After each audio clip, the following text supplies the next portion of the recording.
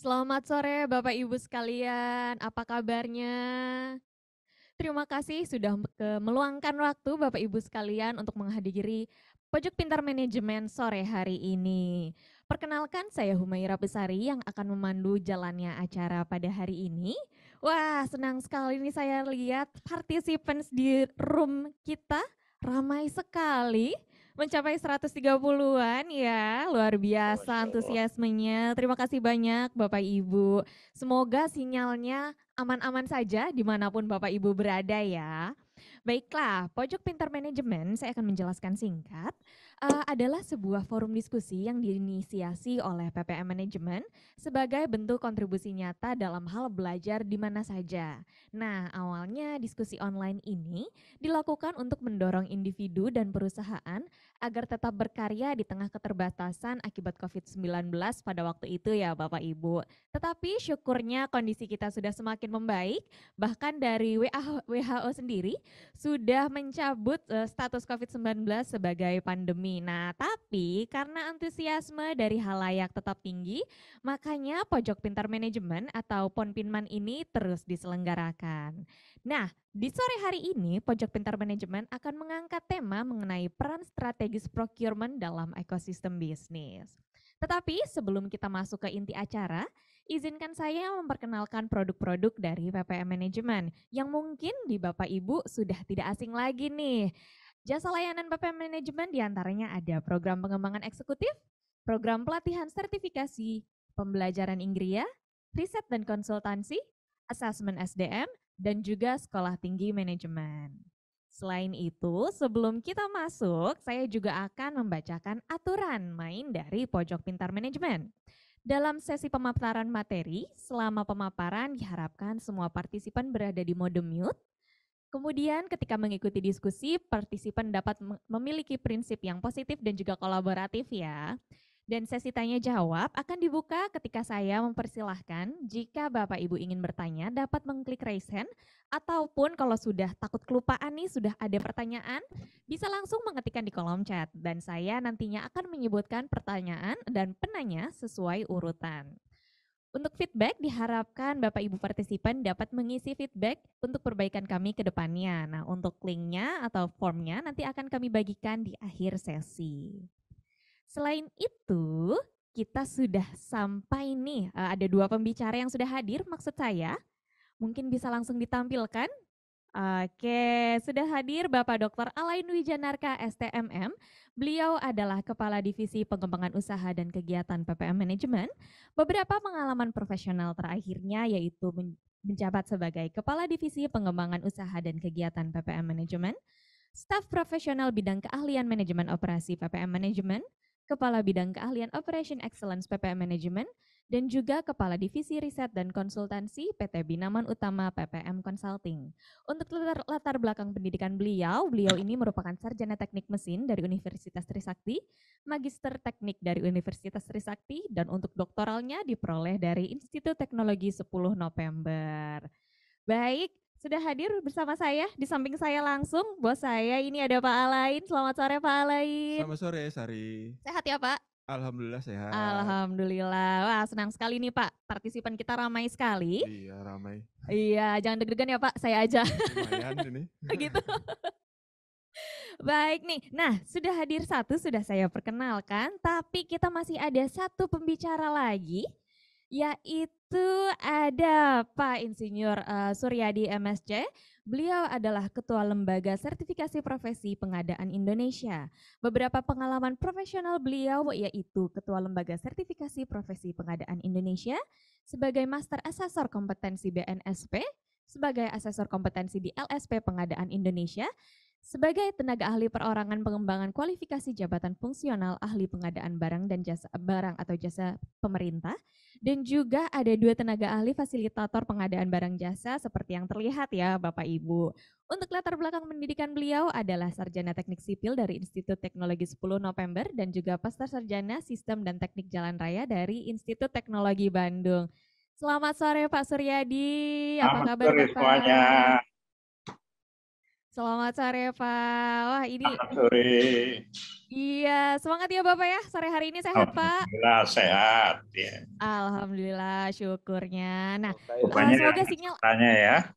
Kayak aku tuh iya nggak pernah betul Pak, dengerin banyak juga ini orang-orang tuh semangat-semangat ngomong sekali gini. ini Pak sore hari ini di Ponpinman. Ya, Semoga harus sinyal kita semua aman kalau ya ada Pak ya. pertanyaan jawab gitu. Oke, baik. Nah, langsung saja karena sudah saya perkenalkan dua pembicara kita dan supaya tidak berlama-lama lagi akan pemateri pertama yaitu Pak Alain akan menyampaikan materinya. Pak Alain sudah siap Bapak? Insya Allah siap. Baik, insya Allah. Oke, silahkan Pak Alain untuk kesempatan dan waktunya saya persilakan. Baik, terima kasih Mbak Sari. Selamat sore semuanya. Assalamualaikum warahmatullahi wabarakatuh. Salam sehat semua. Selamat sore Pak. Semoga semuanya bisa mengikuti acara ini dengan baik ya, acara ya. Oke, silakan. Ya, mungkin sudah tampil ya di layar, ada slide-nya.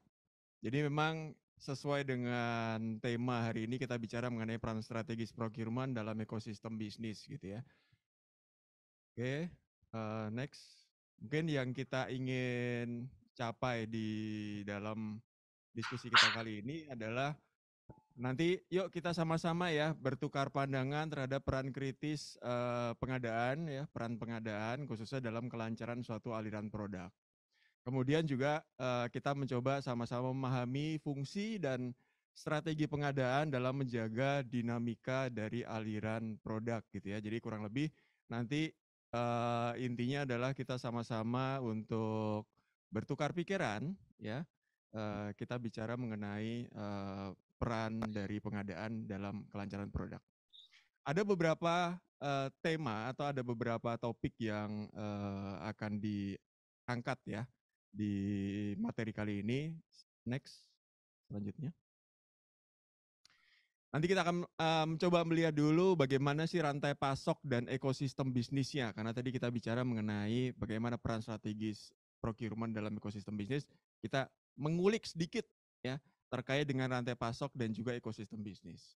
Kemudian juga kita akan melihat bagaimana peran pengadaan di dalam ekosistem bisnis. Kemudian nanti bagaimana keahlian pengadaan untuk menjawab dinamika yang ada di dalam rantai pasok.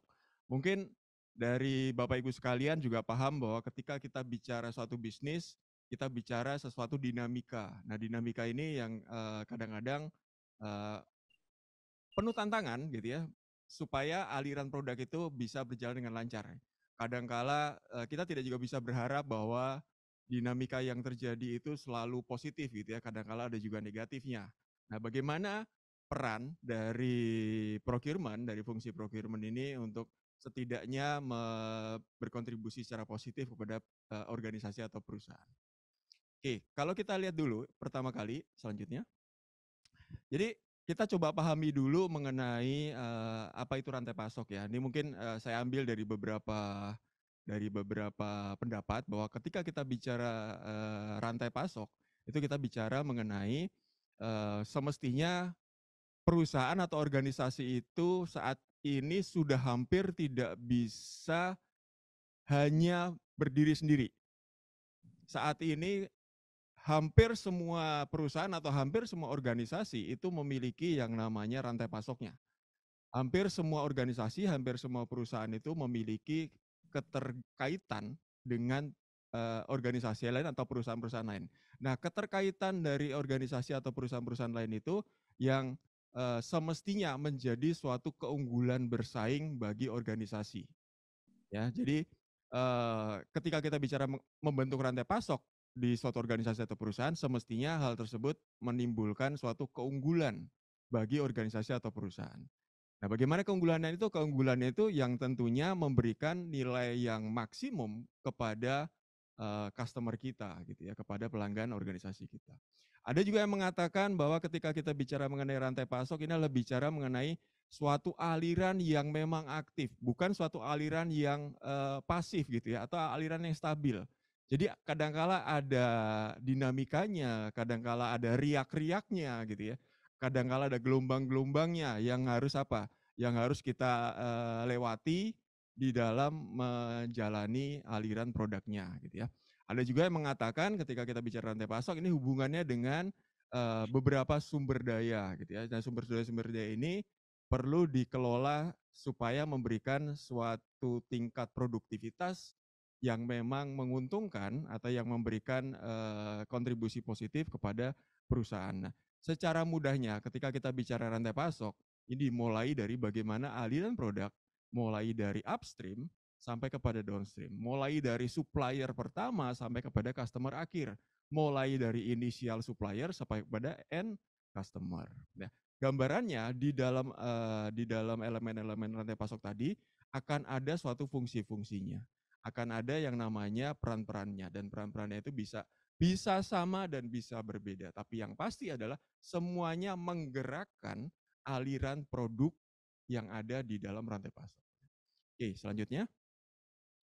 Sehingga ketika kita bicara mengenai rantai pasok, ketika kita bicara mengenai ekosistem, pastinya anggota atau entitas di dalam rantai pasok tadi mestinya memiliki suatu nilai tambah.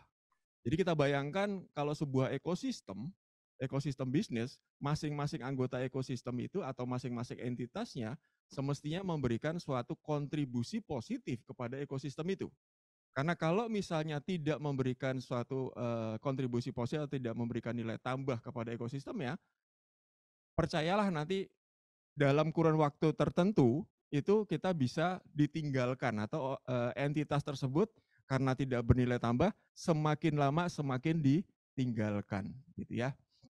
Nah, ini kita lihat ya, kalau secara sederhananya ini kita bagi nih, ada tier supplier, kemudian ada manufaktur, ada distribution center, kemudian ada tier retailer sampai kepada customer.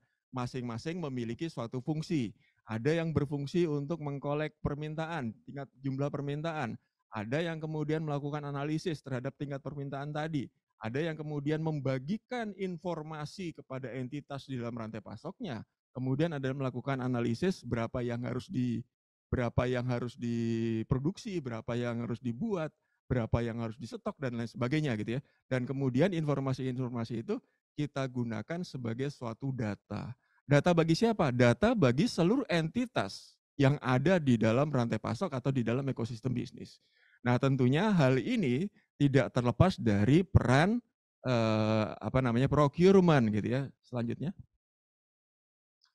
Nah, kalau kita tadi saya sempat nyinggung mengenai perubahan di dalam ekosistem. Ekosistem itu dinamis. Nah, sebetulnya ketika kita bicara ekosistem, mulai dari awal pembentukan dunia gitu ya, ekosistem itu sudah ada.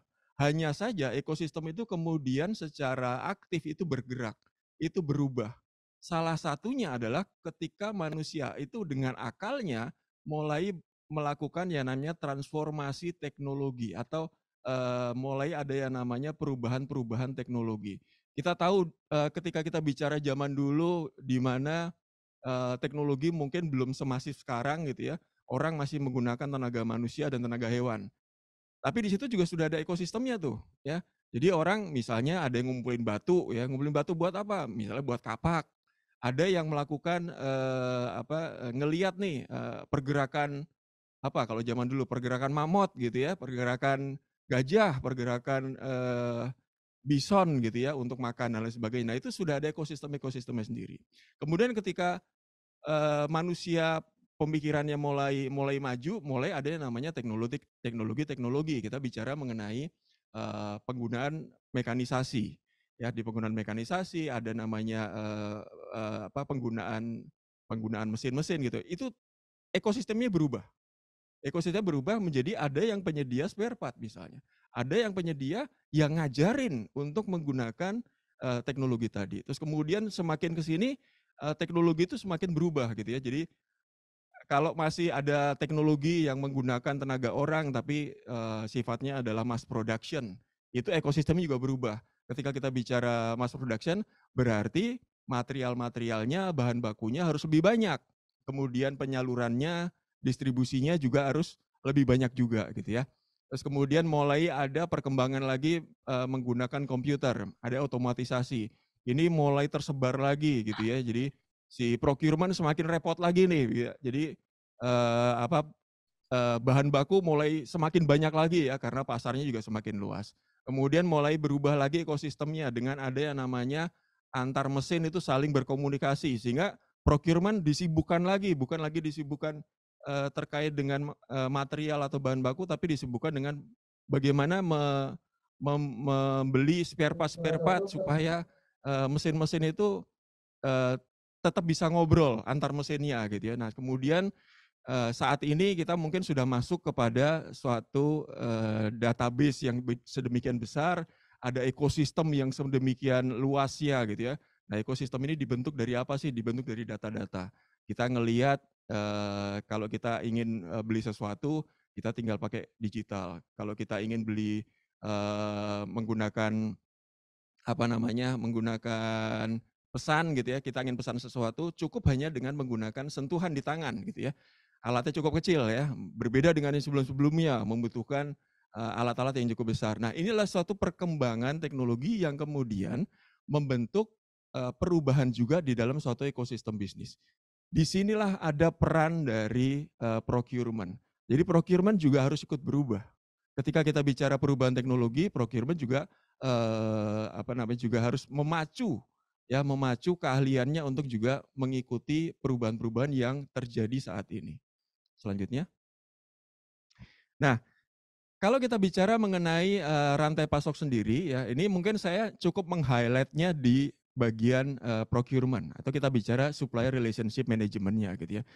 Ini kalau kita lihat memang menjadi suatu titik awal ya. Kita bicara titik awal aliran suatu produk. Ada yang namanya melihat sumber-sumber pasokan. Kemudian procurement juga mungkin salah satu perannya adalah melakukan negosiasi supaya produk atau bahan baku atau material yang didapatkan itu sesuai dengan rencananya ya, waktunya tepat, harganya tepat, jumlahnya juga tepat. Kemudian melakukan pembelian karena kalau zaman sekarang rasanya kalau masih ada yang namanya transaksi gitu ya, ada finansial dan sebagainya gitu ya. Terus kemudian mulai juga bicara mengenai model kolaborasinya ya. Jadi kapan yang dibutuhkan? Misalnya dibutuhkan hari ini berarti materialnya atau bahan bakunya procurement harus memastikan sudah datang dari kemarin lusa misalnya gitu ya. Jadi jangan sampai dibutuhkan hari ini baru nanti datang besok lusa. Nah, itu nanti kesulitan ya, aliran produknya tidak bisa mengalir dengan lancar. Terus kemudian juga kita bicara mengenai kolaborasi pasokan. Apakah pasokannya hanya dari satu pemasok misalnya atau pasokannya itu bisa dari multi supplier misalnya seperti apa ya. Oke, sementara yang lainnya itu kita bicara fungsi-fungsi misalnya internal supply chain dan customer relationship management.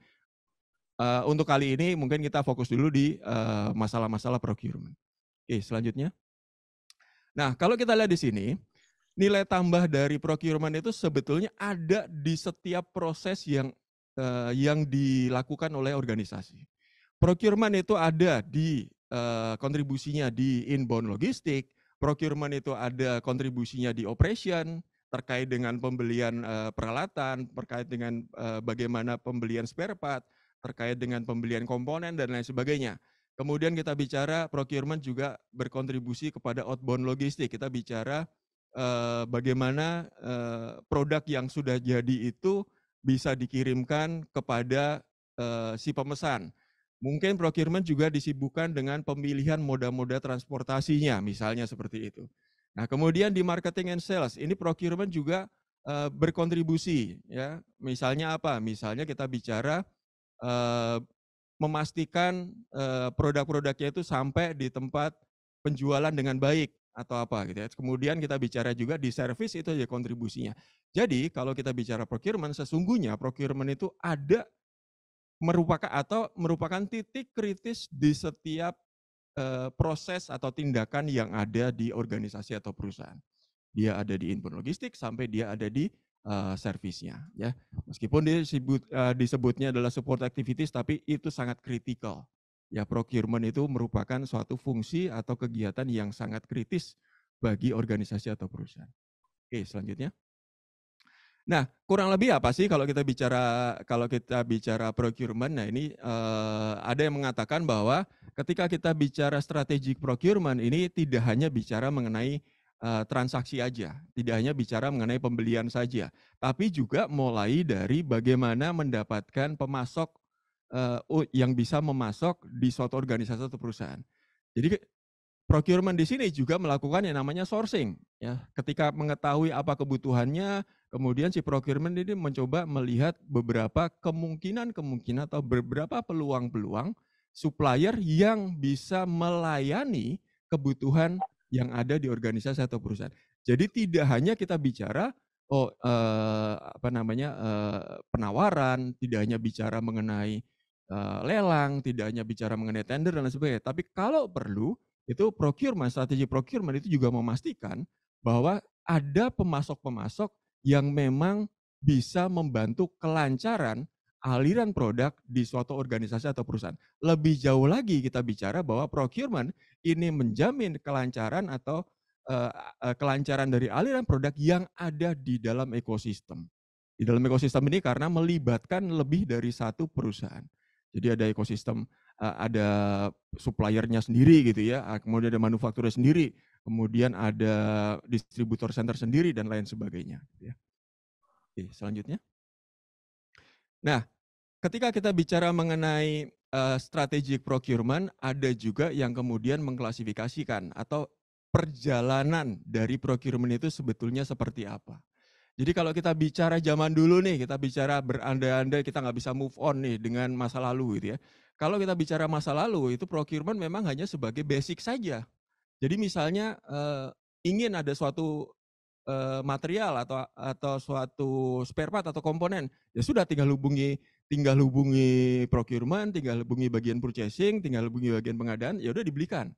Ya, sesimpel itu gitu ya, waktu dulu ya. Kemudian semakin ke sini, semakin ke sana kata orang gitu ya. Jadi semakin ke sini, procurement itu sudah semakin dituntut untuk memberikan sesuatu yang kompetitif. Jadi mulai ada yang namanya perbandingan-perbandingan antar pemasok. Pemasok A, jangan terus beli kepada pemasok A. Pemasok A itu semakin lama semakin dibeli, semakin nekat gitu harganya gitu ya. Bukannya semakin turun malah semakin naik. Bagaimana kalau kita bicara supplier B gitu ya. Nah itu mulai ada yang namanya kompetitif di situ. Kemudian semakin dituntut lagi nih procurement-nya ya untuk menjadi semakin strategik. Mulai ada yang namanya integrasi, terus kemudian juga berbicara mengenai biaya keseluruhan produksi gitu ya, atau biaya keseluruhan produk. Terus kemudian procurement juga menjadi suatu strategic partner ketika kita bicara suatu ekosistem bisnis. Bagaimana si procurement ini tidak hanya melayani di satu organisasi atau perusahaan, tapi kalau bisa dia juga melihat kemungkinan-kemungkinan supplier-supplier yang bisa melayani untuk perusahaan-perusahaan yang ada di ekosistem bisnisnya. Nah ini kurang lebih adalah gambaran dari perjalanan procurement mulai dari yang basic sampai kepada yang sifatnya strategik. Oke, selanjutnya. Bagaimana kita bisa memastikan langkah awalnya ketika kita mau bahwa procurement itu menjadi suatu yang strategik, langkah awalnya memang kita harus memahami apa yang mau disediakan oleh si procurement. Kita harus memahami ada yang namanya ketidakpastian. Mungkin procurement itu juga harus memahami ini ada ketidakpastian dari sisi permintaan, ada ketidakpastian dari sisi supply. Ya ini saya menggunakan matriks dari supply positioning model gitu ya. Ada beberapa strateginya. Kita bicara strategi ada namanya efisien, ada strategi responsif, ada yang namanya risk hedging, ada yang namanya agile, strategi agile. Nah, procurement ketika kita bicara menjadi sesuatu yang strategik semestinya memiliki peta ini sehingga bisa memahami kalau diminta untuk mengadakan sesuatu komponen atau mengadakan suatu material atau spare part dan lain sebagainya, masuk ada di mana? Apakah dia perlu strategi yang efisien? Apakah dia perlu yang strateginya yang sifatnya adalah agile? Oke, selanjutnya. Nah, dari ketidakpastian tadi kan ada dua ketidakpastian. Ada ketidakpastian dari sisi demand dan ada ketidakpastian dari sisi supply. Ada satu lagi yang mengenalkan ada ketidakpastian. Ketidakpastian itu dibentuk bisa dari internal maupun eksternal, kemudian juga bagaimana si procurement ini merespon ketidakpastian tadi. Misalnya contoh kalau kita bicara ketidakpastian dari sisi internal. Jadi ketidakpastian internal misalnya saat ini perusahaan atau organisasi sedang membutuhkan suatu komponen yang belum direncanakan sebelumnya. Atau misalnya ada suatu ide untuk membuat suatu produk baru. Nah, bagaimana si procurement membantu proses-proses seperti itu. Nah, itu suatu ketidakpastian. Sementara kalau kita bicara ketidakpastian dari sisi eksternal, ya misalnya ketidakpastian dari sisi yang diakibatkan oleh perubahan tingkat permintaan. Ya, naik turun dan seterusnya gitu ya. Dan kemudian juga perubahan-perubahan dari kondisi atau karakteristik pelanggan. Nah, sekarang ini ada yang mengatakan lagi zamannya VUCA, volatile, uncertainty, kompleks, sama ambigu gitu ya. Sehingga agak sulit nih kalau suatu organisasi melakukan yang namanya forecasting. Karena hari ini beli belum tentu besok beli. Karena yang ada produk dari pesaing yang lebih menjanjikan, misalnya seperti itu. Dan kita nggak bisa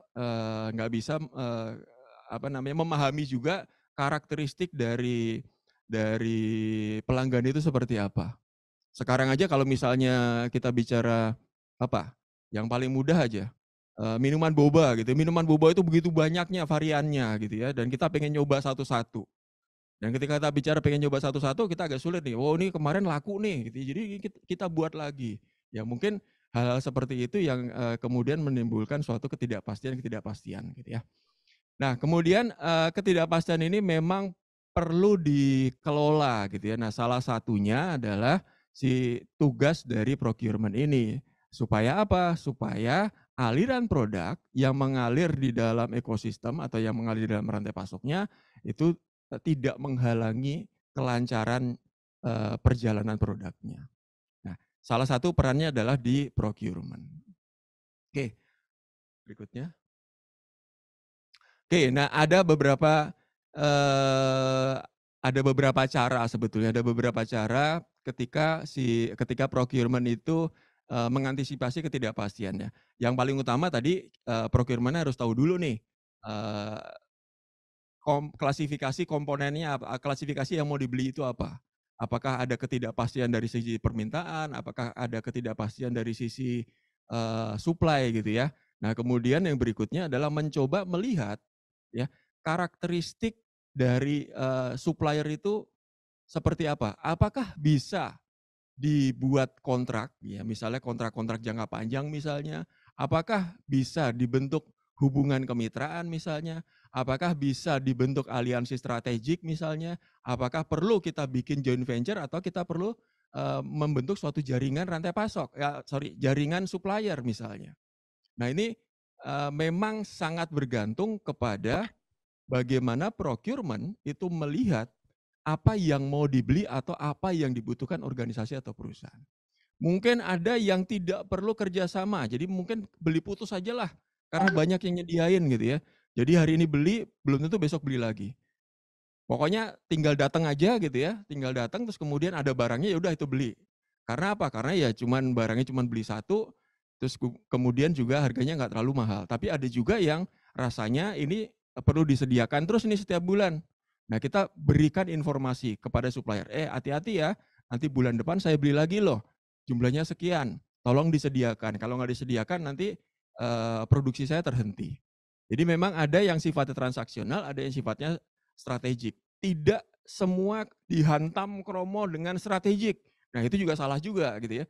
Jadi ada procurement yang memang cocok untuk yang sifat transaksional dan ada memang procurement yang kemudian diarahkan kepada yang sifatnya strategik. Selanjutnya. Oke, sehingga apa sih? Sehingga kalau kita bicara mengenai procurement, ada beberapa kompetensi dan keahlian yang dibutuhkan. Yang pertama adalah kita melihat bahwa procurement itu perlu memahami mengenai manajemen risiko. Kenapa? Karena tadi ada ketidakpastian. Jadi perlu merespon dengan baik atau perlu memiliki pemahaman mengenai bagaimana mengelola risiko atau bagaimana mengelola ketidakpastian. Oke, berikutnya. Kemudian juga procurement memiliki suatu kompetensi yang harus memastikan ada yang nama sustainability. Jadi jangan sampai karena procurement-nya sangat negosiator gitu ya, jadi nawar terus tuh. Setiap kali mau beli nawar, setiap kali mau beli nawar, sehingga lama-lama suppliernya bingung gitu ya. Karena apa? Karena nggak punya duit, karena duitnya habis, karena bukan jual untung malah jual rugi, misalnya seperti itu. Jadi harus bisa memahami kira-kira tingkat sustainability dari si suppliernya itu seperti apa. Oke, next.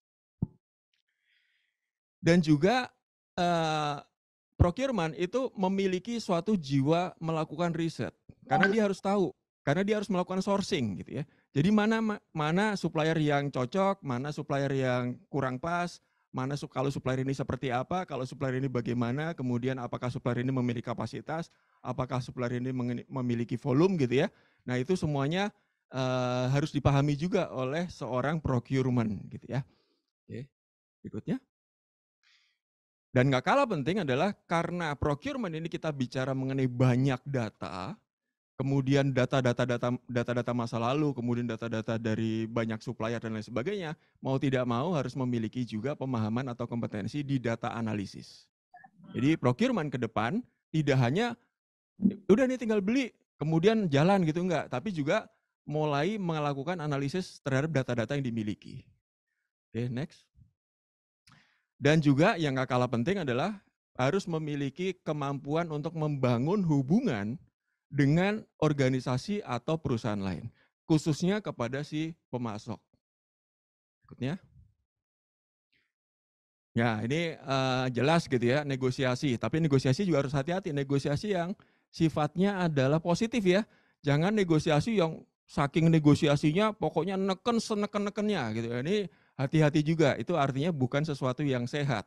Karena bisa jadi suppliernya sekarang mau membantu, besok-besok lagi udah kapok, nggak mau bantu lagi. Nah ini di sini perlu ada pemahaman juga bagaimana memberikan negosiasi yang sifatnya adalah positif atau memberikan win-win solution kepada kedua belah pihak. Oke, berikutnya. Dan tentu juga ada yang namanya pemahaman-pemahaman mengenai finansial. Jadi harus tahu juga, ini kalau misalnya kita beli ini, kira-kira break-even point-nya kapan, kemudian kalau kita beli ini, bagaimana kita mendapatkan payback periodnya gitu ya, itu juga harus dipahami juga gitu ya. Jadi memang cukup lengkap nih ya kalau kita bicara procurement ya, banyak sekali kompetensi yang kalian diperlukan. Berikutnya. Analytical skill ya, kalau kita bicara supplier itu tidak selamanya menjadi supplier, harus ada yang namanya evaluasi terhadap supplier, apakah suppliernya memberikan kinerja baik, apakah kinerja kurang baik, apakah masuk ke grade A, grade B, grade C, dan seterusnya. Ya, jadi perlu ada yang namanya analytical skill. Oke, berikutnya. Berikutnya. Ada yang namanya teknologi aptitude ya, jadi tadi sempat saya sampaikan bahwa procurement juga perlu merespon terhadap perkembangan teknologi ya. Jadi sekarang mungkin ada yang namanya e-procurement ya. Jadi harus memahami kalau e-procurement itu seperti apa sih kalau kita bicara milih-milih produk melalui aplikasi itu bagaimana. Terus kemudian kalau misalnya COD ya, cash on delivery itu bagaimana? Jangan cash on delivery kemudian marah-marah gitu ya. Nah, itu procurement-nya juga harus memahami mengenai perkembangan teknologi yang ada. Oke. Dan tentunya riset orientation. Jadi di sini procurement juga dituntut untuk tahu objektifnya. Jadi misalnya bagian produksi ingin mengajukan pembelian barang, inginnya apa? Waktunya kapan datangnya produk, datangnya material, jumlahnya berapa, kualitasnya seperti apa, spesifikasinya bagaimana, dan seterusnya. Jadi emang ada yang namanya riset orientation. Jadi kurang lebih ada 10 nih procurement kompetensi dan keahlian yang dibutuhkan untuk membuat aliran produk mengalir dengan lancar di ekosistem bisnis. Baik, kurang lebih itu yang bisa saya sampaikan dari materi saya mengenai peran strategis procurement dalam ekosistem bisnis. Saya kembalikan kepada Mbak Sari. Silakan Mbak Sari. Baik, terima kasih banyak Pak Alain atas pemaparan materinya. Bagi Bapak Ibu yang ingin bertanya melalui kolom chat nanti mohon dicantumkan ya kepada siapa pertanyaannya diajukan karena ada 2 pembicara kita sore hari ini. Dan kita langsung mendengarkan materi yang akan dibawakan oleh pembicara kita yang kedua oleh Bapak Suryadi. Sudah siap Bapak? Selamat siang semuanya. Selamat sore Bapak. Baik, kalau gitu kepada Pak Suryadi saya persilahkan. Terima kasih. Assalamualaikum warahmatullahi wabarakatuh, Bapak Ibu. Waalaikumsalam warahmatullahi wabarakatuh. Nah, tadi kita sudah mendengarkan Pak Aloy mengenai rantai pasok ya. Memang di dalam rantai pasok semuanya terkait antara aktivitas dari kalian yang berbeda ya, sangat memungkinkan sekali. Jadi paparan saya ini untuk mendukung PPM di dalam rangka melaksanakan pelatihan, ya. Karena saya melihat bahwa di dalam pelatihan yang dilakukan oleh PPM, ya, mengintegrasikan keseluruhan pelatihan, ya, di mana SDM membutuhkan kejelasan apa sih yang saya perlukan atau kita perlukan untuk menguasai pengadaan ini. Saya kira itu. Oke, lanjut berikutnya. Sebelum mulai, klik Pak.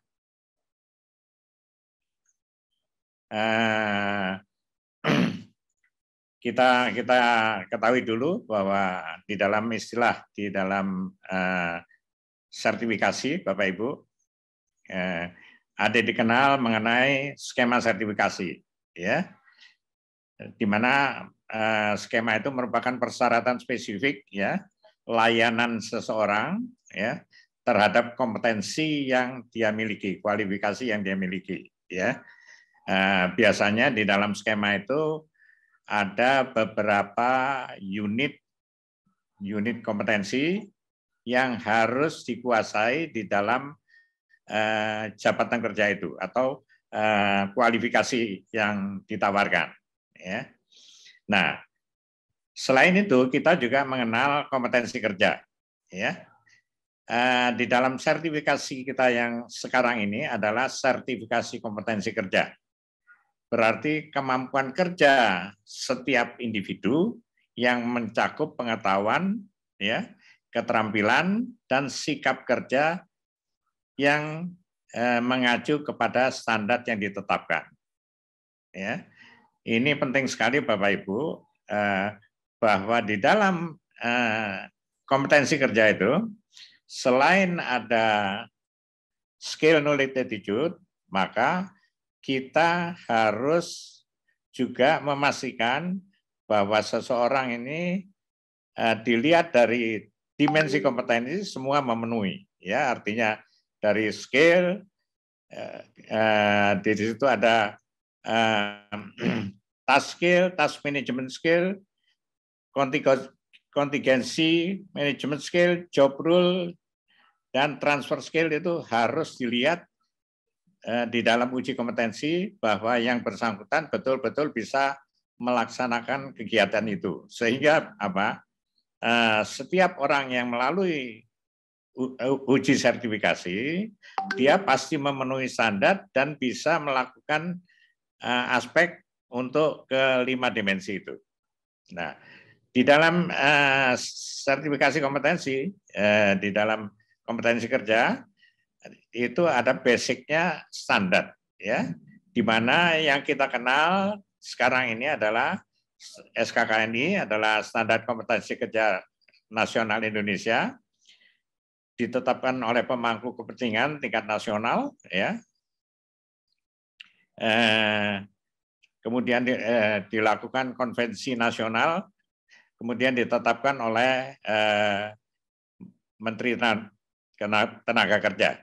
Ya, ini aturan main yang diatur di dalam aturan main kita. Kemudian selain SKKNI ada standar kompetensi kerja internasional, ya, di mana standar ini dibuat oleh organisasi internasional.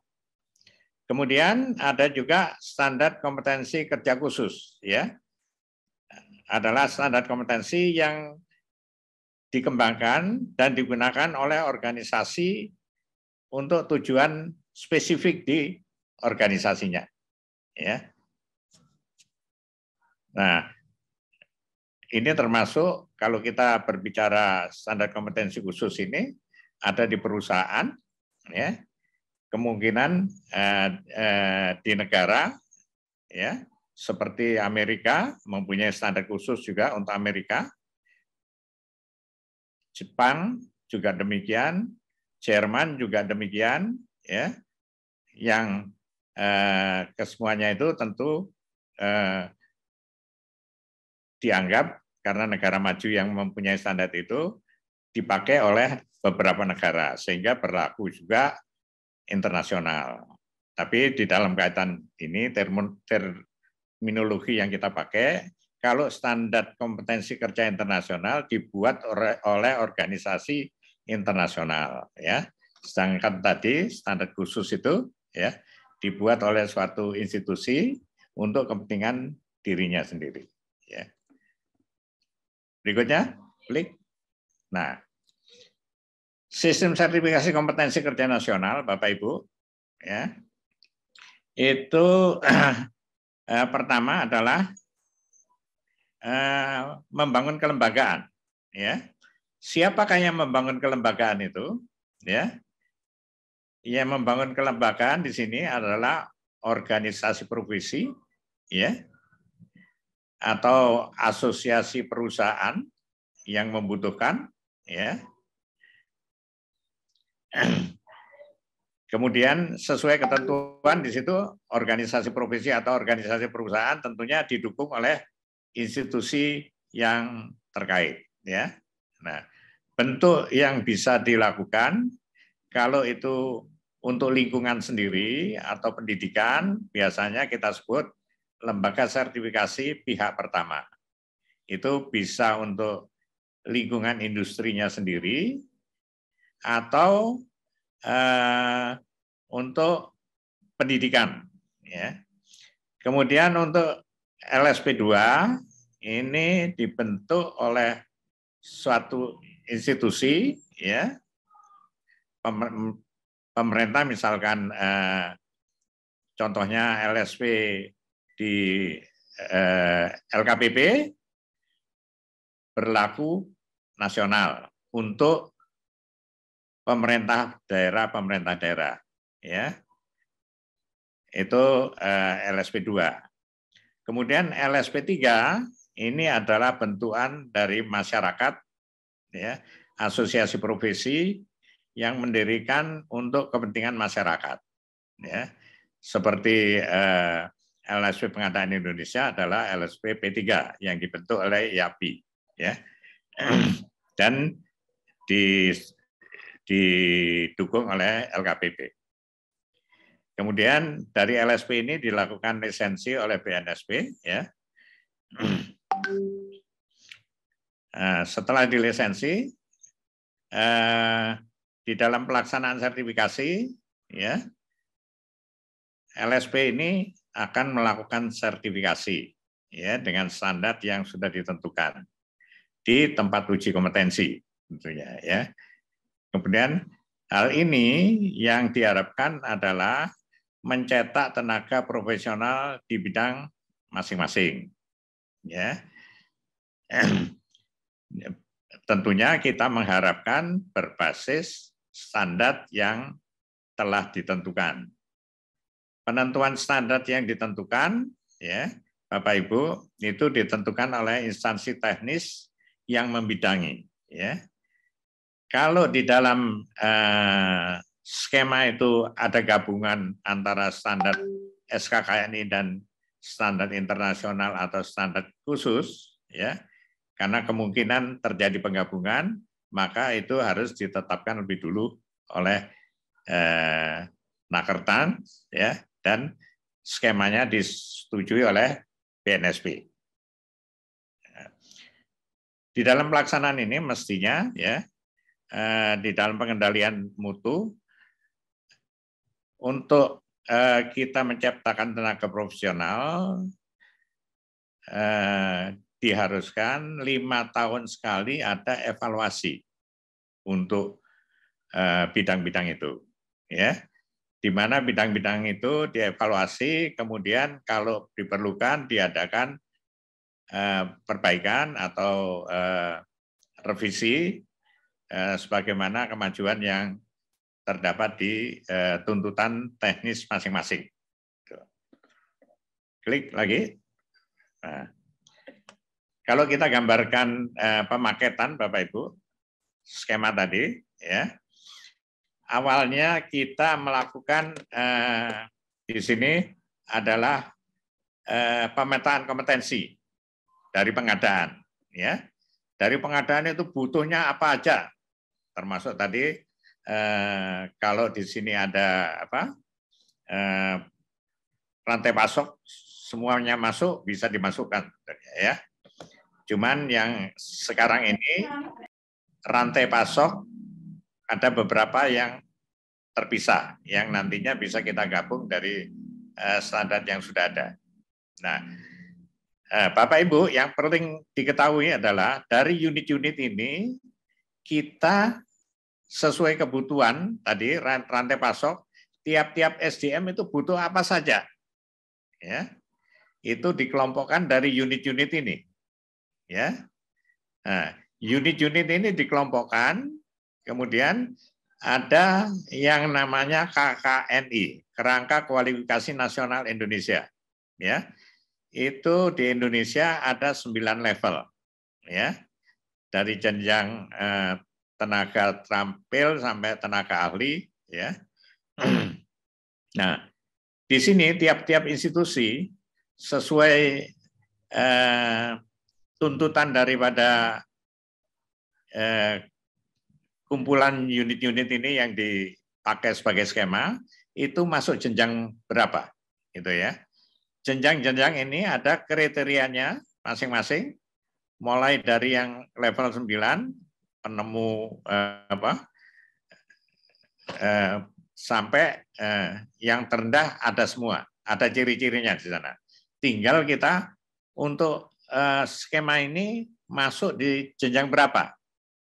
Tidak mesti 1 sampai 9 itu terisi di bidang-bidang tertentu, ya. Ada yang bidangnya hanya levelnya sekitar 3 sampai 7 banyak, ya. Ada yang hanya 7, 8, 9, ya. Itu tergantung pada bidang yang dikerjakan, ya. Unit-unit yang dikelompokkan sehingga dia menghasilkan kualifikasi sesuai jenjang berapa. Nah, kualifikasi di dalam sektor, penamaan di dalam sektor, ya, itu tergantung sektornya masing-masing. Ada ketentuannya, ya. Ini mengenai pemaketan. Nah, dari sini mestinya Bapak Ibu klik, coba, ya. Kalau kita berbicara tadi mengenai standarnya, dari manakah standar itu berasal? Ya, kalau SKKNI, Bapak Ibu, ya, dari SKKNI itu diterjemahkan dari industri sebetulnya, ya,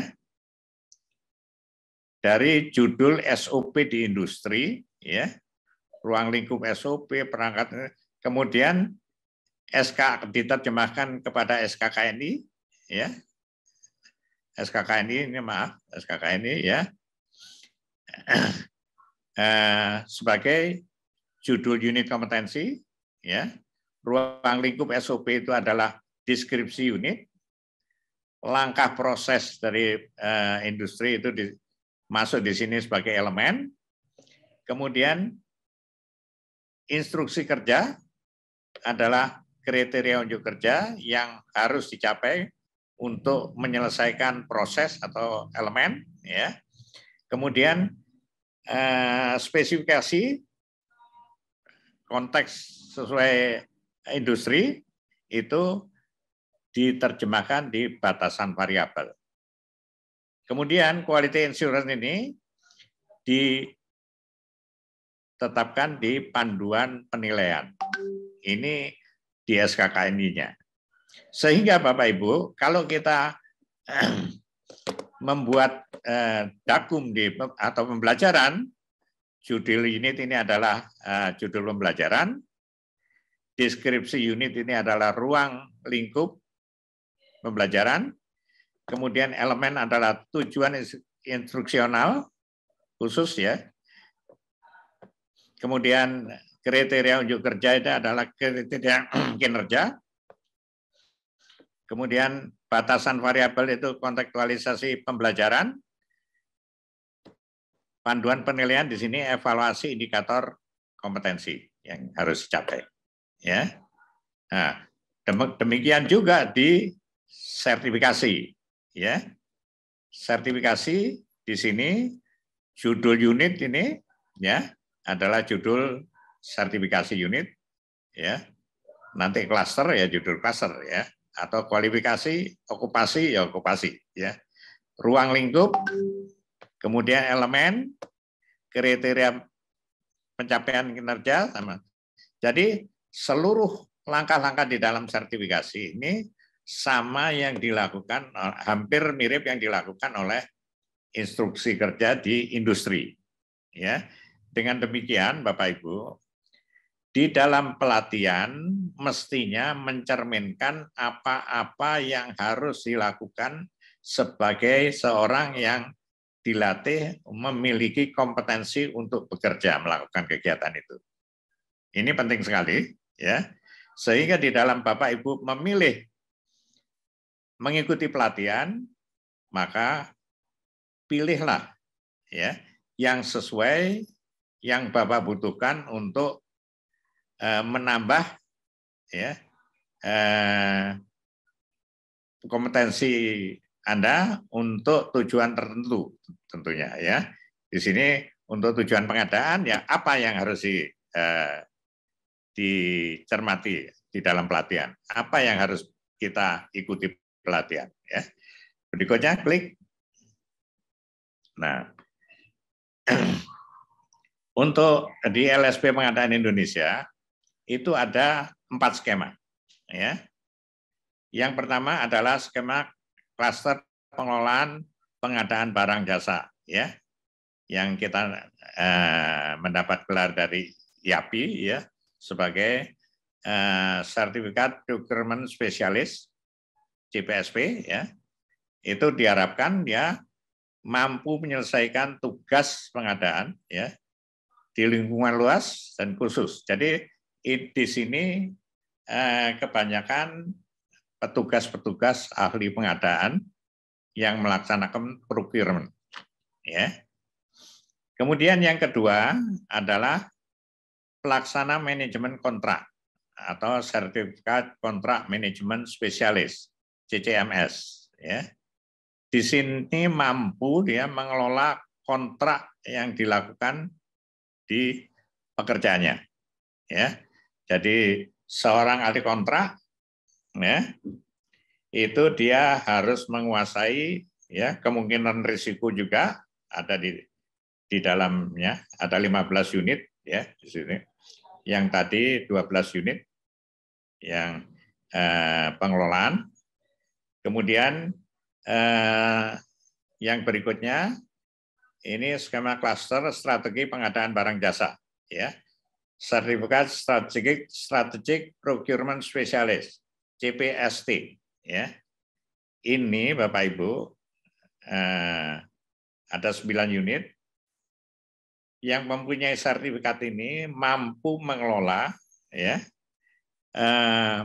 strategi pengadaan yang dibutuhkan di organisasinya ya.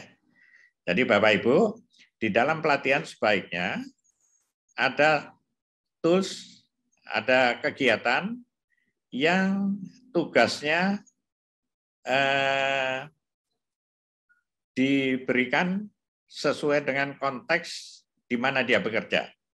Jadi bisa memakai contoh di perusahaannya dan bagaimana dia menyelesaikan problem-problem yang terbaik di perusahaannya. Ya, jadi seperti tadi dijelaskan bahwa untuk rantai pasok perlu sekali keterkaitan, ya, dan banyak strategi yang harus dilakukan supaya di dalam melakukan pengadaan itu sesuai dengan kebutuhan di institusi atau company-nya. Ya. Tiap company mempunyai strategi yang berbeda dan hal-hal yang perlu dicermati. Sehingga apabila di dalam diskusi, di dalam pelatihan itu bisa diciptakan sesuai konteks di mana tugasnya, ya, sesuai konteks di mana dia bekerja, maka dapat membantu perusahaan untuk menambah penguasaan di dalam pengembangan procurement. Yang keempat, Bapak Ibu, mengenai klaster pelaksana dasar. Kenapa ini ditaruh nomor 4? Dulunya kita 3 ini, ya, tapi setelah kita pikirkan, ternyata klaster pelaksana dasar yang kita sebut Certified Procurement Officer ini sangat penting sekali karena dia adalah tenaga kerja yang membantu ketiga di atas, ya. Jadi dia menguasai persyaratan-persyaratan dasar, dia bekerja atas perintah yang membimbing, ya. Tapi dia menguasai procurement dasar untuk dia bisa bekerja dengan baik di procurement ini.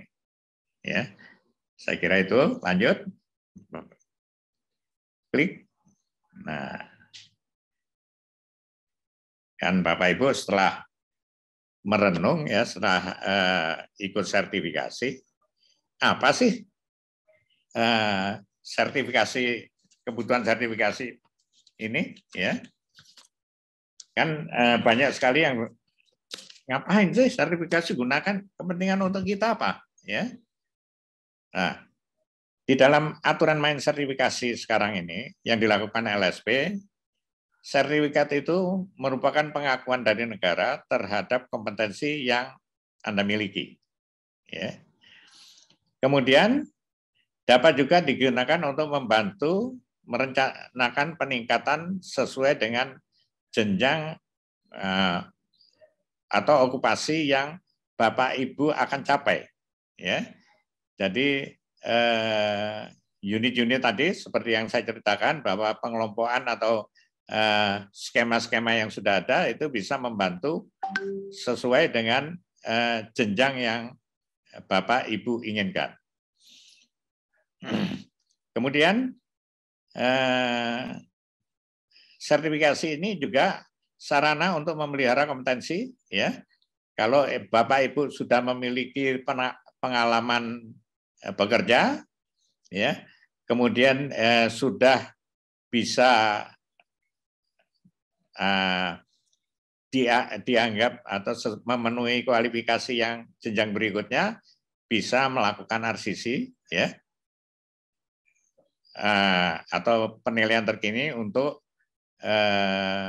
disertifikasi juga, atau untuk mengecek kemampuan Bapak Ibu sudah sampai mana, ya. Kemudian juga membantu dalam pengukuran tingkat pencapaian kompetensi dalam proses pembelajaran. Kalau Bapak Ibu belajar, ya, belajar kan belum kompetensi kerja, ya. Artinya di dalam pembelajaran itu perlu dibuktikan oleh bekerja, kan. Setelah bekerja maka Bapak Ibu bisa langsung meminta sertifikasi untuk dilakukan uji kompetensi sesuai dengan okupasi yang Bapak Ibu minta. Selain itu, sertifikasi juga bisa sebagai bukti untuk meyakinkan kepada klien, ya, tentang kepemilikan kompetensi Bapak Ibu, atau kalau bagi perusahaan, ya, perusahaan akan bisa menyatakan bahwa oh, tenaga kerja yang kerja di tempat saya itu sudah memiliki sertifikat kompetensi semua. Oke. Ini antara lain yang bisa dilakukan. Kemudian yang berikutnya adalah sebagai promosi pengenalan. Ya, promosi pengenalan itu penting sekali, Bapak Ibu. Ya, klik Bapak Ibu, Bapak. Oke. Seseorang ya perlu memiliki personal branding. Ya, personal branding itu ya dibuat oleh Anda sendiri ya untuk menyatakan diri Anda, apa yang bisa Anda tawarkan secara profesional dan ke depan yang bisa Bapak lakukan. Nah, Bapak Ibu, salah satu hal yang mendukung personal branding ini adalah sertifikat kompetensi. Selain pengalaman, Bapak didukung oleh sertifikat kompetensi. Hal ini penting Bapak Ibu, karena kalau di SCM kita kan biasanya malu-malu ya, padahal personal branding untuk saat ini sangat penting sekali. Ya, Bapak Ibu bisa menawarkan kompetensi Bapak Ibu dengan baik apabila Bapak Ibu bisa memberikan solusi, orang membaca, oh orang ini bisa memberikan solusi terhadap kemajuan perusahaan yang sedang Bapak lamar, saya kira begitu. Ya. Saya kira itu, ya. Jadi sekali lagi, Bapak Ibu, sertifikat itu adalah sarana, salah satu bukti untuk menuangkan di dalam personal branding. Selain pengalaman, saya dibuktikan dengan memiliki sertifikat yang sesuai dengan pengalaman saya. Klik Bapak Ibu. Saya kira itu ini yang bisa saya sampaikan. Mudah-mudahan membantu. Saya kira kalau di dalam rantai pasok tadi sudah jelas sekali ya kebutuhan SCM yang dibutuhkan untuk menguasai tahapan-tahapan ya yang harus dilakukan. Saya kira itu. Terima kasih. Saya kembalikan ke pembawa acara. Baik, terima kasih banyak Pak Suryadi atas materinya. Bapak Ibu, kita masuk ke sesi Q&A. Nah, pertama ini ada untuk saya buka untuk yang raise hand di antara Bapak Ibu.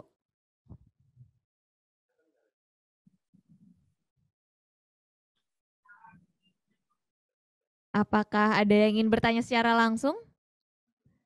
Mungkin bisa langsung raise hand ya.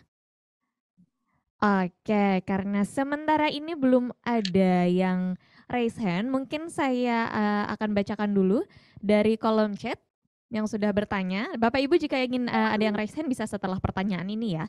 Baik, pertanyaan pertama ini terkait dengan dari Bapak IA ini. Selamat sore, saya Iski dari PT Inalum. Saya ingin bertanya, indikator keuangan apa yang bisa kita pakai best practice-nya untuk mengukur kemampuan financial supplier agar kita bisa mengetahui kemampuan supplier dalam memenuhi kontrak yang kita berikan dan teknisnya bagaimana. Baik, ini mungkin bisa ke Pak Alain dulu. Ya, baik, terima kasih ya. Selamat sore Pak Iski dari dari Nalum ya. Bertanya mengenai bagaimana indikator keuangan gitu ya. Oke, mungkin ini saya berbicara dari sisi breakback apa yang pernah saya lakukan dulu ya ketika mencoba mengevaluasi supplier atau pemasok. Jadi memang indikator keuangannya itu ketika kita ingin membentuk suatu kerjasama dengan pemasok, kita mencoba menanyakan, contoh nih misalnya ya, ada beberapa laporan-laporan keuangan, misalnya keuangan-keuangan yang dari beberapa tahun ke belakang. Jadi kita ngelihat nih, keajekan atau konsistensi dari laporan keuangannya seperti apa. Gunanya apa? Gunanya untuk melihat nanti jangan sampai ketika kita sudah bekerja sama dengan supplier, tiba-tiba nanti di 2 bulan ke depan atau 3 bulan ke depan ternyata dari sisi cash flow perusahaan tidak mencukupi gitu ya, atau tidak bisa meng-cover apa yang dibutuhkan oleh perusahaan kita pada waktu itu. Jadi memang kita ngelihat yang paling penting itu adalah kinerja keuangannya atau cash flow-nya perusahaan itu seperti apa. Sambil juga kita ngelihat nih bagaimana kelancaran, misalnya nih kelancaran pembayaran-pembayaran kepada karyawannya gitu ya. Jadi kita juga tanyakan hal-hal seperti itu. Memang pada saat itu kalau saya benar-benar ada keterbukaan dengan si pemasok. Jadi kita coba lihat data-datanya seperti apa. Karena memang kalau hubungannya kita ingin kerja sama jangka panjang, ini sangat penting untuk ditanyakan terlebih dahulu. Jangan sampai nanti ketika baru hanya bekerja sama 2 bulan, 3 bulan, ternyata sudah nggak mampu dari sisi analisis arus kasnya gitu ya. Jadi mungkin itu yang kritikal ya pada waktu itu kita coba lihat ketika ingin kerjasama dengan si supplier atau pemasok. Mungkin seperti itu ya, berdasarkan dari apa yang pernah saya lakukan sebelumnya. Baik, semoga menjawab ya Pak Izky untuk pertanyaannya, semoga terjawab. Dan mungkin dari Pak Suryadi ada tanggapan Pak atau tambahan? Ya, jadi selain yang diceritakan tadi, tidak terlepas bahwa dari perusahaan yang mau meng-hire itu harus dipastikan ya. Kadang-kadang kan begini, ada perusahaan yang ingin bekerja sama, tapi perusahaan sendiri sebetulnya dananya sudah kuat, ya. Nah, kita perlu melihat dari penyedianya bahwa penyedianya itu menyelesaikan tepat waktu terus dan cost-nya lancar, artinya lancar. Kalau kekurangan bisa kita support, itu akan bisa match.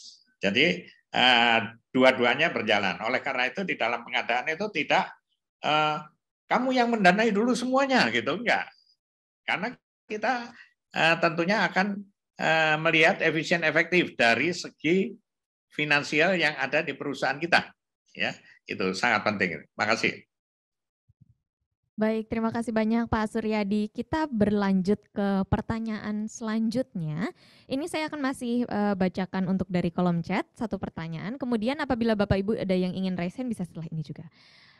Pertanyaannya dari Pak Adrian, saya mau bertanya bagaimana dalam perdagangan komoditi internasional, di mana faktor eksternal terutama politik, supply demand, currency exchange fluctuation sangat berpengaruh. Nah, teknik mitigasi resiko apa sih yang efektif dari perspektif perusahaan manufaktur versus trading company? Mungkin bisa dari Pak Alain dulu. Ya, ini saya ingat kondisi ketika pandemi kemarin di mana terjadi banyak lockdown gitu ya. Nah yang dilakukan apa? Yang dilakukan strategi supply chain itu adalah memperkuat lokalisasi. Jadi memperkuat perusahaan-perusahaan yang bisa menyediakan supaya tidak perlu beli jauh-jauh kepada internasional gitu ya. Jadi kalau misalnya kita kembangkan nih di sekitar kita, bisa nggak? Tentunya kita harus hati-hati juga terkait dengan tingkat kualitasnya yang dikembangkan untuk di sekitar kita. Makanya sekarang berkaca dari kasusnya pandemi kemarin, rantai pasok itu saat ini selain memperkuat jaringan secara global, tapi juga memperkuat jaringan secara lokal supply chain-nya. Ya, jadi mungkin mitigasi risikonya adalah kita mencoba memperbanyak jaringan-jaringan yang ada di di lokal atau yang di sekitar kita. Apakah itu bisa berhasil? Ada yang berhasil, juga ada yang memang masih ada ketergantungan. Tapi setidaknya kita sudah memitigasi beberapa risiko-risikonya. Jadi kalau misalnya ketika kita nggak ada mitigasi sama sekali, itu sama sekali risikonya adalah contohnya adalah 75%. Nah sekarang dengan adanya menggiatkan supply chain yang sifatnya lokal, itu kita bisa tekan risikonya. Mungkin sekarang di bawah 50% ya, 40% gitu ya. Jadi masih ada ketergantungan dari internasional atau dari global supply chain, tapi setidaknya itu sudah kita coba tekan dari sisi procurement kita. Jadi memang ini salah satu tugas procurement gitu ya, bagaimana tidak tergantung kepada global, tapi juga mencoba mencari-cari sourcing tadi, mencari-cari supplier-supplier yang ada di dekat-dekat kita atau yang sifatnya adalah lokal. Kan seperti itu. Baik, terima kasih Pak Alain. Dari Pak Suryadi, monggo Bapak untuk tanggapan. Bagus sekali solusinya, Pak. Kalau mentok ya terpaksa, ya ini biayanya sangat tinggi sekali juga kemungkinan, ya. Kita bisa mengalihkan risiko itu ke asuransi, ya. Ini tapi hal ini diharapkan meskipun asuransi, tapi asuransi itu kan kalau ketidaktentuannya besar kan besar sekali dananya, ya. Jadi diusahakan cara-cara lain untuk mengatasi itu, ya. Mentok-mentoknya ya kalau risikonya besar ya harus dipindahkan risiko itu. Salah satunya pakai asuransi. Selain itu kan bisa dengan tadi ya dialihkan ke perusahaan lokal yang bisa diatur. Saya kira itu. Makasih. Terima kasih Pak Suryadi. Baik, apakah ada partisipan atau Bapak Ibu yang ingin bertanya secara langsung, mungkin bisa raise hand. Sambil saya izin menjawab pertanyaan terkait Certified Supply Chain Management atau CSCM dari LSPPPM, saat ini kategorinya masih nasional. Kami bekerja sama dengan BNSP. Tapi mohon doanya dan dukungannya ya. Mungkin dalam waktu dekat atau ya beberapa waktu tahun lagi kita bisa untuk yang skala internasionalnya. Apakah ada Bapak Ibu yang raise hand? Bisa dibantu saya diperlihatkan? Oke, karena belum ada, kita berlanjut ke pertanyaan selanjutnya yang ada di chat dari Ibu Alisa Rustam. Selamat sore, izin bertanya, bagaimana tindakan preventif procurement jika site seringkali sisa dan lebih material yang dipesan, padahal di sisi lain sudah dilakukan pengecekan berjenjang, dilakukan pemesanan. Nah, ini pertanyaannya ditujukan ke Pak Alain ini Pak, silahkan Bapak. Iya,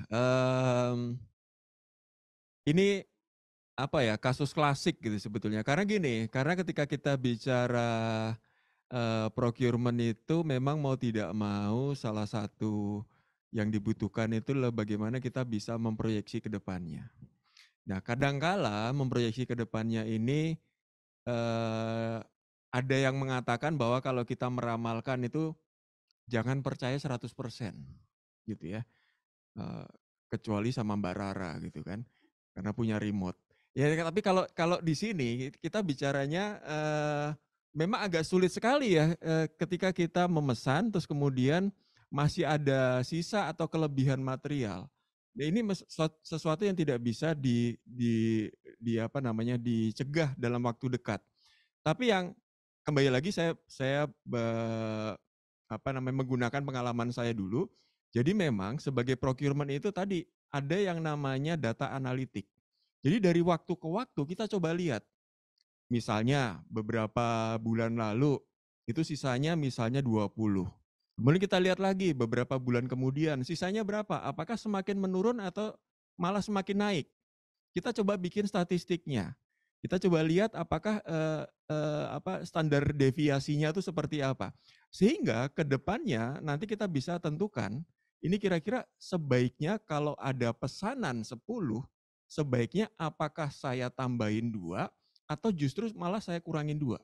Berkaca kepada statistik yang kita lihat dari beberapa data-data masa lalu sebelumnya.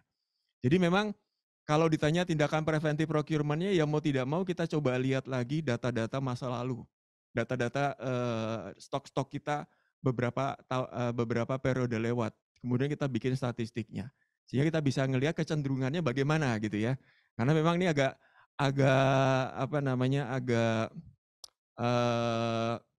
ngeri-ngeri sedap juga gitu ya procurement ini gitu ya. Kalau kurang dimarahin, kalau lebih juga dimarahin gitu kan. Nah, ya mau tidak mau kita juga perlu melakukan yang namanya data analitik. Mungkin itu ya berdasarkan pengalaman saya seperti itu. Baik, jadi pentingnya data analitik di situ ya Pak ya. Nah mungkin dari Pak Suryadi ada tambahan kah Pak? Cukup gitu. Data analisis merupakan hal yang sangat penting sekali untuk menentukan berapa yang pantas untuk spare-nya. Karena layanan umum kadang-kadang kan tidak bisa berhenti. Ya. Jadi basis dari data itu merupakan hal yang sangat penting, yang biasanya juga banyak yang mengabaikan. Oh sekian saja. Padahal itu adalah dasar untuk kemajuan dari institusi yang bersangkutan. Ya. Makasih Bu. Baik Pak, berarti jangan lupa untuk perhatikan data yang sudah di-compile begitu ya Bapak Ibu.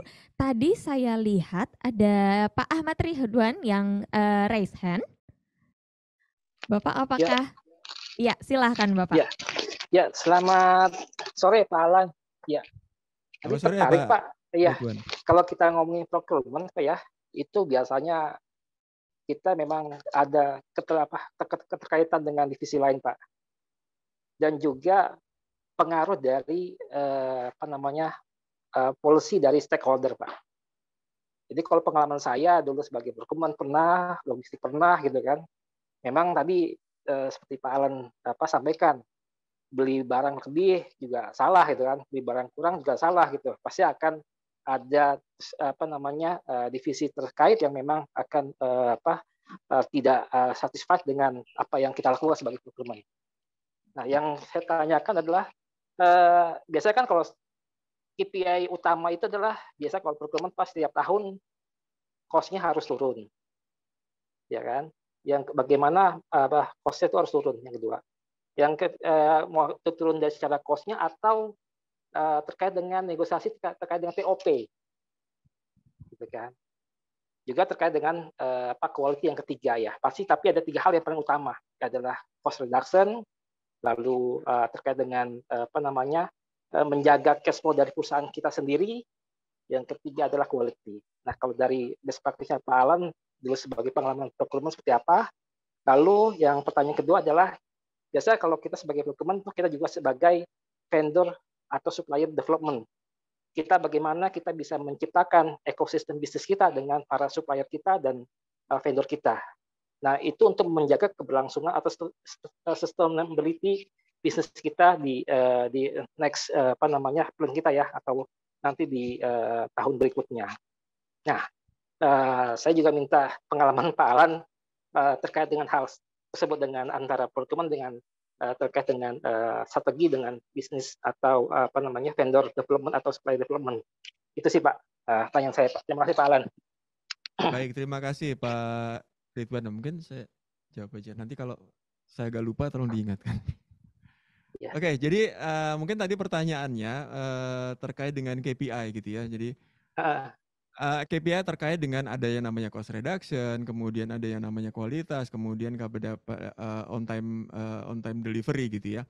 Nah, kalau saya melihatnya cost reduction itu merupakan KPI yang menurut saya nih ya, menurut saya itu semestinya ada bobotnya yang paling yang paling kecil kalau kita beri bobot ya. Jadi mungkin bobot yang paling tinggi adalah kita bicara mengenai on time delivery-nya gitu ya. Terus kemudian baru kita bicara kemudian kita bicara mengenai bobot terkait dengan kualitas. Nah, terkait dengan cost reduction itu kalau saya dulu saya ngelihatnya itu adalah kita beri sebagai indikator juga, tapi itu kita berikan bobot yang mungkin tidak terlalu tinggi. Kenapa? Dengan pertimbangan kalau kita bicara cost reduction, lama-lama nanti si suppliernya itu malah ketakutan gitu. Jadi tidak ada yang namanya sustainability kecuali kita sama-sama dengan supplier, ketika suppliernya itu benar-benar supplier yang sifatnya strategik, kita ajak. Oke, kira-kira apa yang bisa kita kurangi dari harga yang kamu jual? Bisa kita tadi ada hubungan dengan supplier development tadi. Bisa yuk kita sama-sama belajar mengenai membuat suatu produk dengan lebih efektif efisien. Kita hilangkan waste-nya. Ya, jadi kita lihat nih, kita identifikasi waste-nya. Waste-nya kita hilangin, lama-lama itu kita konversikan kepada cost reduction tadi. Jadi sebetulnya cost reduction itu hasil dari penghilangkan dari waste yang ada di proses produksi. Nah, tentunya itu tidak bisa hanya si suppliernya sendiri. Harus ada bantuan dari si buyernya. Nah, kalau pengalaman saya seperti itu. Jadi waktu itu ada beberapa waktu gitu ya, kita sama-sama meeting dengan si supplier atau dengan pemasok, terus kemudian kita ngelihat nih prosesnya bagaimana sih untuk membuat suatu produk. Oh, ternyata masih ada waste di sini. Bisa nggak waste itu dikurangi? Ternyata ada setting, ada waktu lead time yang masih memakan waktu. Bisa nggak kita bikin jig atau fixture sehingga mengurangi lead time produksinya. Jadi itu kerjasama antara si buyer dan si seller, itu yang disebut dengan supplier development seperti itu. Ya, kalau misalnya ada repair. Nah, ini si buyernya juga nggak lepas tangan gitu ya. Sama-sama bantu nih. Ini kira-kira apa sih kesulitannya, apa sih kekurangannya dan seterusnya. Jadi kalau menurut saya tadi betul ya, KPI-nya adalah kita bicara mengenai cost reduction, kita bicara mengenai on time delivery, kita bicara mengenai kualitas, tapi masing-masing memiliki bobot. Dan kalau saya sendiri berpendapat bahwa bobot untuk cost reduction itu pada waktu itu bobotnya memang tidak terlalu tinggi, tapi itu merupakan kerjasama antara si kami dengan si pemasoknya. Mungkin seperti itu ya tanggapan saya. Oke. Ada Ya. lagi pertanyaan? Baik, terima kasih Pak Alain. Jadi semoga menjawab ya atas jawabannya untuk pertanyaannya. Nah, kita masuk ke sesi pertanyaan selanjutnya. Ini dari Pak Iski tadi sudah bertanya karena satu orang dibatasi untuk satu pertanyaan. Jadi kita akan berlanjut ke pertanyaan yang lain dulu ya Pak Iski, izin. Oke, pertanyaan selanjutnya ada dari Pak Zevano, ingin bertanya, jika kita minta di set KPI procurement-nya nih untuk perusahaan, di mana saat ini sebenarnya belum ada KPI tersebut. Apa sih langkah pertama yang dilakukan supaya strateginya bisa efektif? Gitu.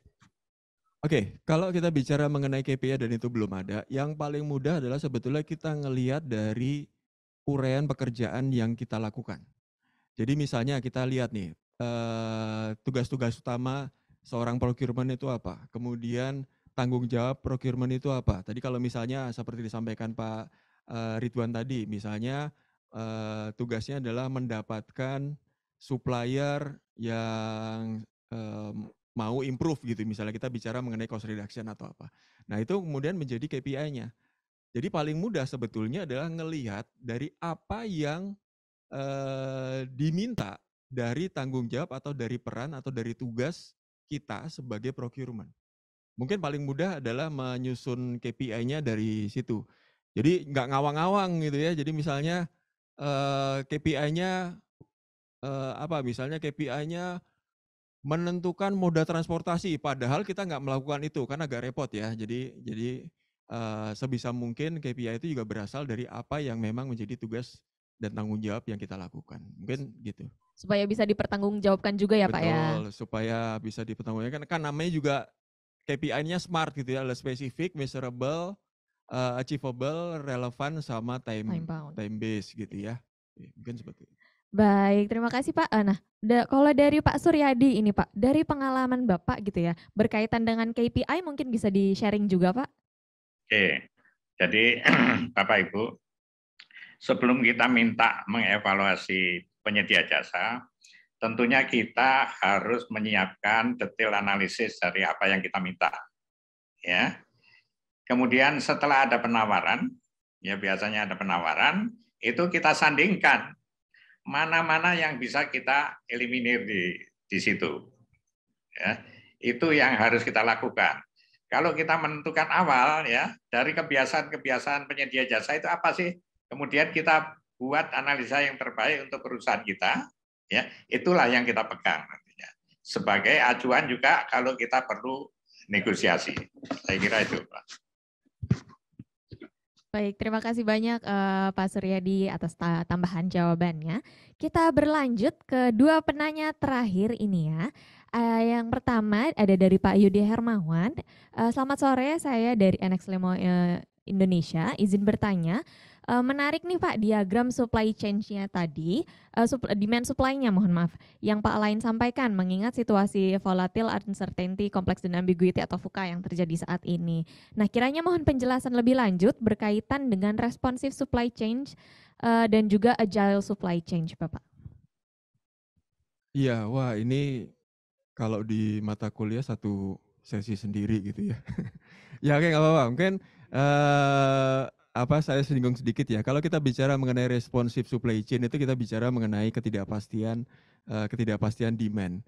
Nah, ketika kita bicara responsive supply chain, bagaimana si procurement atau bagaimana supplier itu bisa dengan cepat memenuhi permintaan yang berubah-ubah. Misalnya kemarin mintanya 10, terus kemudian hari ini mintanya 5. Kemudian nanti besok mintanya 3 dan seterusnya. Nah, kondisi-kondisi seperti itu harus sudah menjadi suatu kebiasaan atau menjadi suatu pembiasaan bagi si procurement, bagi si si supplier. Jadi jangan sampai juga si supplier itu ngomel-ngomel gitu ya. Kemarin mintanya 10, hari ini mintanya 5. Saya kirim 10 gitu. Nah, itu kan sesuatu hal yang dikatakan sebagai sesuatu yang tidak responsif gitu ya. Bukan win-win solution karena nanti terlalu banyak stoknya gitu ya. Termasuk juga nanti besok pesannya 3, kok cuma 3, bawa 10 gitu ya. Ini kan saya capek sekali bikinnya. Nah, nggak bisa seperti itu juga. Jadi itu mungkin harus sudah mulai si pemasok itu harus sudah aware juga bahwa ini nggak bisa nih karakteristik permintaannya memang kadang-kadang naik, kadang-kadang turun dan lain sebagainya. Nah, terus kemudian kalau tadi kita bicara mengenai agile ya pertanyaannya ya. Ya, terkait VUCA Pak. Kalau dikaitkan dengan VUCA kondisi saat ini gitu Pak, itu mungkin supply chain-nya seperti apa? Ya. Kalau yang sifatnya agile supply chain ya memang mau tidak mau kita bicara ekosistem bisnis. Jadi jangan ketika kita tidak menggunakan supplier, terus suppliernya marah-marah. Kok ini pakainya sebelah gitu ya? Itu kan ada ceritanya, misalnya tukang nasi goreng. Tukang nasi goreng marah-marah kenapa? Saya kemarin masih buka tapi kamu beli sama yang lain. Nah ini nggak seperti itu. Ketika kita bicara agile supply chain, ya mau tidak mau ekosistem bisnis itu bergerak. Jadi misalnya buyer ngelihat mana yang lebih memberikan benefit, mana yang lebih memberikan value added kepada aliran produknya. Jadi kalau tadi kita bicara responsif itu terkait dengan volumenya, jumlah dan lain sebagainya, kalau kita bicara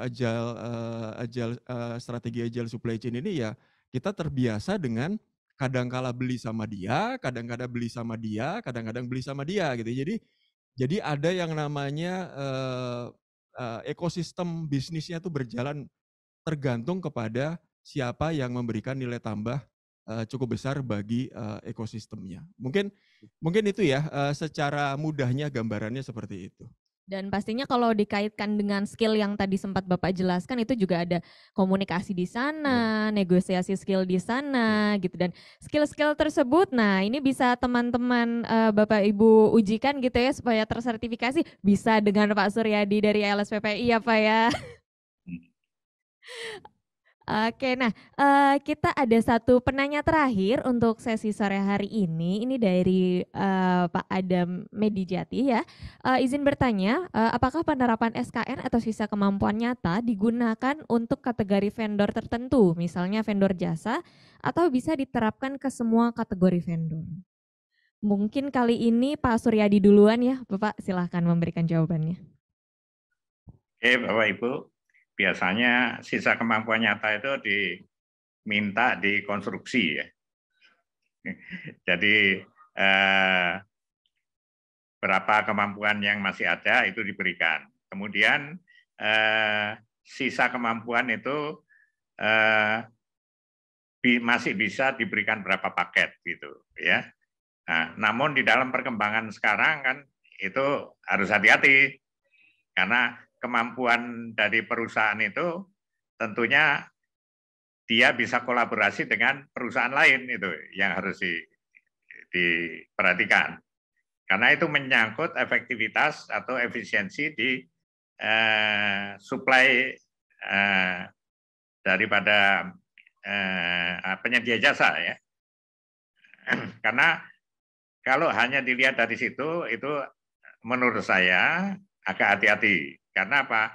Kita akan menutup sendiri perusahaan yang mempunyai dukungan banyak, ya, mempunyai kemampuan besar, kita tutup dengan seolah-olah kemampuan dia sudah habis gitu. Nah, itu, saya kira itu perlu diklarifikasi ya dengan baik dan secara terbuka untuk menentukan apa dia terlampaui atau tidak, atau masih bisa ditolerir. Karena itu sebetulnya kan hak daripada karena kontrak ya, penyedia dan pengguna kan.